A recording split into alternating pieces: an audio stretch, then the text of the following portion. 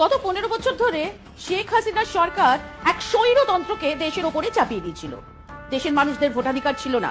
দেশের প্রধান বিরোধী দলগুলোকে বাদ দিয়েই নির্বাচন হতো, আর সেই নির্বাচনে জিতে হাসিনা প্রধানমন্ত্রী হতেন।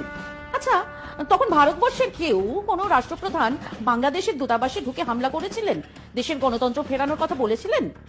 আজ ইসকনের দু একজন সন্ন্যাসীদের গ্রেপ্তার নিয়ে যারা এত উদ্বেগ, এত প্রতিক্রিয়া দিচ্ছেন, আন্দোলন করছেন, রাগে ফেটে পড়ছেন, তারা একবারও একটা কথাও বলেছিলেন? যখন জামাতের প্রধান আমিরকে কোন রকম আত্মপক্ষ সমর্থনের সুযোগ না দিয়েই জেলে পুরে দেওয়া হয়েছিল, তাও আবার সেই জেলে যার হদিশ কেউই জানতো না। হাসিনা সরকার ধর্মনিরপেক্ষ ছিল? ইসলামিক রাষ্ট্রে ধর্মনিরপেক্ষতা ব্যাপারটা কেমন? যদি রাষ্ট্রের ধর্ম ইসলামী হয়, তাহলে তা ধর্মনিরপেক্ষ হয় কেমন করে? বর্তমান সরকার কেবল এই স্ববিরোধিতা দূর করার কথা বলেছে। ভারত আর পাকিস্তান ভাগ হয়েছিল কিসের ভিত্তিতে? যারা মুসলিম তারা পাকিস্তানের দাবি জানিয়েছিল। পাক এ সার জমিন বানানোর জন্য পাকিস্তান, তা আবার বিভক্ত হয়েছে ধর্মনিরপেক্ষতার শর্তে নয়। দুটো ভাগ হয়েছে ভাষার ভিত্তিতে। কাজে এক ইসলামিক দেশ খামোখা সেকুলার হতে যাবে কেন?